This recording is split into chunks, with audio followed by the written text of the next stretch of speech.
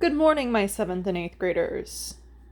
I hope you all are so excited because you get to do what no one else gets to do in class, which is learn about the United States government in lieu of taking the Constitution test. So, we are going to start learning about the ideas at the heart of the U.S. government. The key points in this article is the U.S. government is based in ideas of limited government, including natural rights, popular sovereignty, republicanism, and social contract. Limited government is the belief that the government should have certain restrictions in order to protect the individual rights and the civil liberties of citizens. Introduction. In 1776, the Second Continental Congress issued the Declaration of Independence, stating their specific grievances with the British monarchy and why they were going to create a separate government. So to recap, at one time, Britain owned the colonies of the United States. The United States wanted to separate themselves from Britain because they did not like the monarchy or the ruling that the king was involved in. So they created their own separate government, hence the Revolutionary War. After the colonies separated from the British monarchy and formed the United States of America, they had to answer some crucial questions. If not a monarchy, remember a monarchy is where you have a king or a queen, which is one person leading the country. So if not a monarchy, what type of government was the United States going to have? What kind of government was going to protect the people without violating their individual liberties?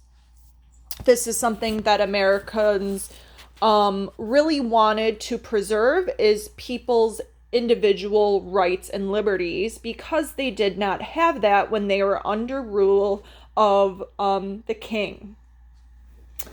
The framers decided to create a limited government based on ideas of natural rights, popular sovereignty, republicanism, and the social contract. We can see some of these ideas pop up in the foundational documents of the United States, including the Declaration of Independence and the Constitution.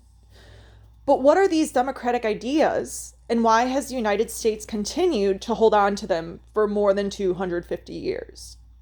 So as you guys know, the Declaration of Independence and the Constitution really just outlines our rights and our liberties as individuals. So why would we hold on to those for 250 years? Why are they so important?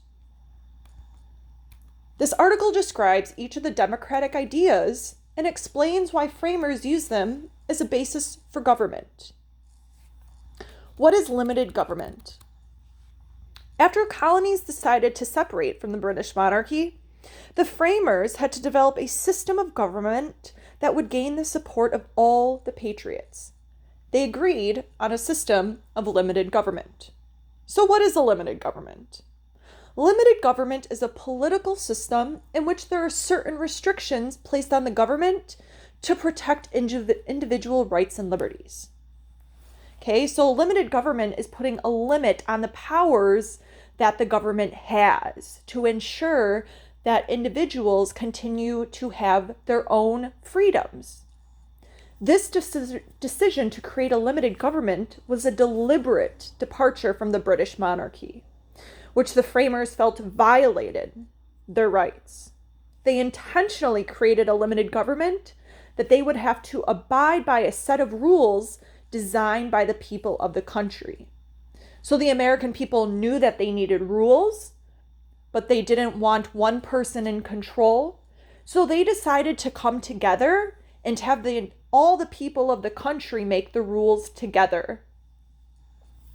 Now that the framers had a plan for the type of government they were going to have, they had to decide on a few things. What are the roles and responsibilities of this government? How will the government respond to the will of people? To answer these questions, the framers turned to political philosophers like Thomas Hobbes and John Locke, whose ideas about what makes a government successful inspired the current system of government in the United States today. So, what are natural rights? The main argument in the Declaration of Independence was that the British monarchy violated the natural rights of the American people. Natural rights, sometimes called unalienable rights, are rights the framers believed all people are born with and can never give up. The founders argued that the government's central purpose should be to protect and uphold these rights. John Locke, an Enlightenment philosopher, described natural rights as the right to one's own life, liberty, and property. His work inspired Thomas Jefferson, the main author of the Declaration of Independence, who described unalienable rights as life, liberty, and the pursuit of happiness. So again, those three things, the government came together, and those are our natural rights. Those are what we are born with, and those are things that can never be taken away by the government. Our life, our liberty, and the pursuit of happiness. Having defined these natural rights, the founders of the United States then had to answer the question, how do we make sure society safeguards natural rights without giving the government too much power? What is a social contract? For the government to protect the natural rights of American citizens, people would have to see the government as an authority they must respect.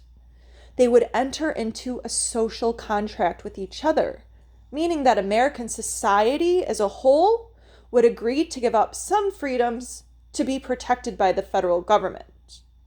Thomas Hobbes, an English political philosopher, theorized that the social contract was the foundation of the government.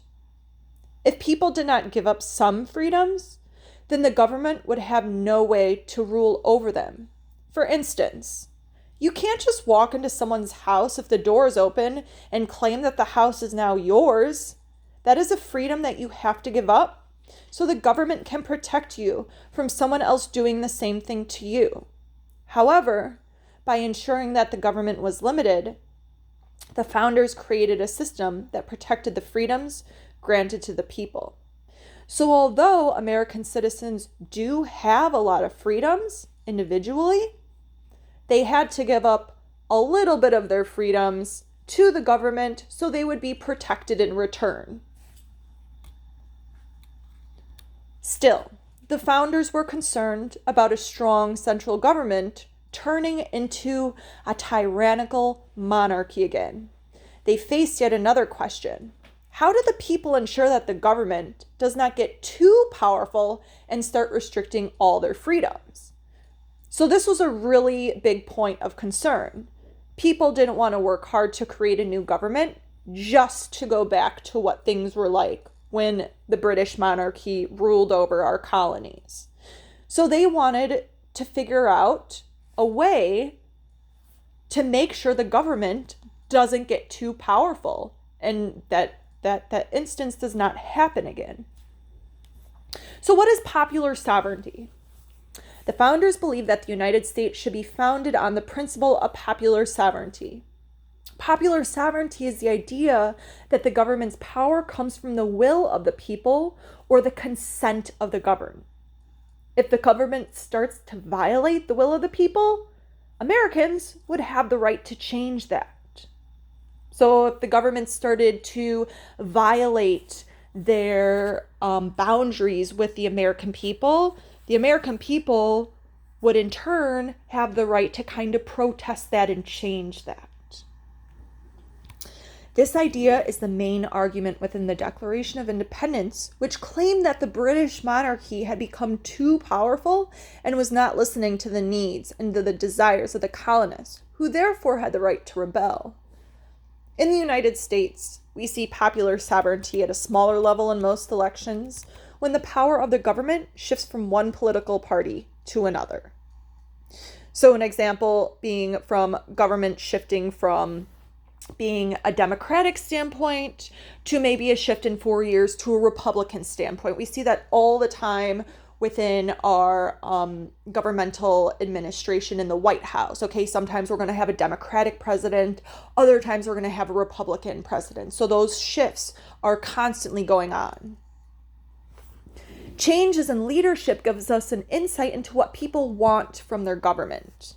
Political parties play a vital role in American politics as they represent the opinions and the needs of the people to the government.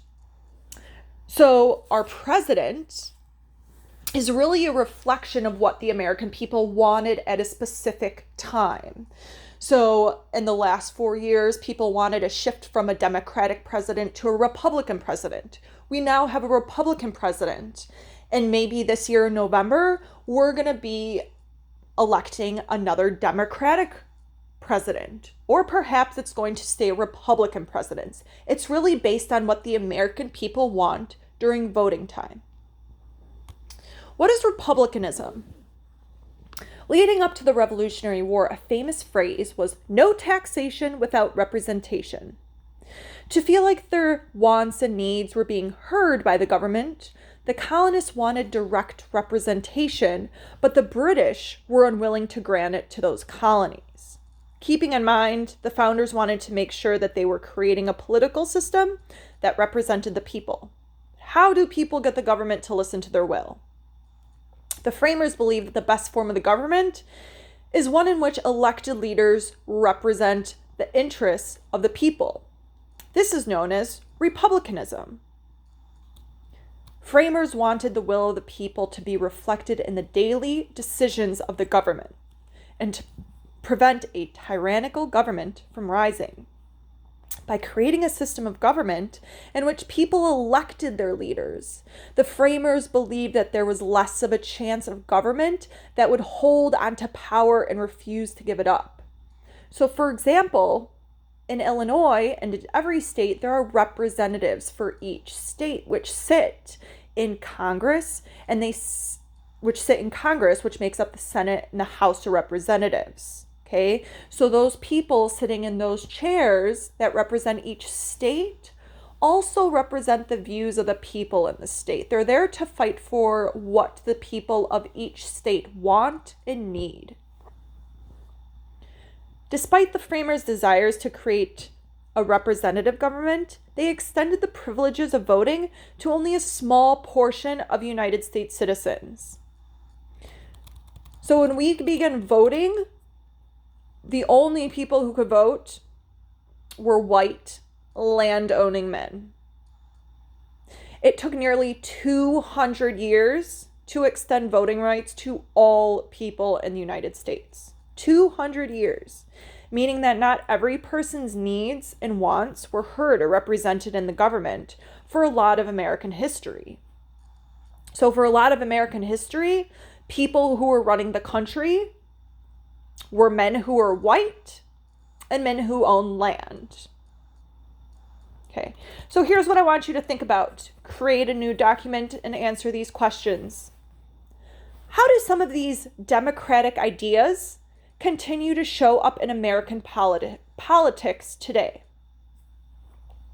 Okay, so some of those democratic ideas is people having power, and that the government is unable to expand and kind of take control of everything. So what ideas show up in American politics today, which shows that people are involved in the governmental system? How do these democratic ideas influence the decisions and actions of American politicians? Okay, so what are American politicians going to do to help the people? Why are they taking the steps that they are? What drives American politicians to make those decisions? So think about that.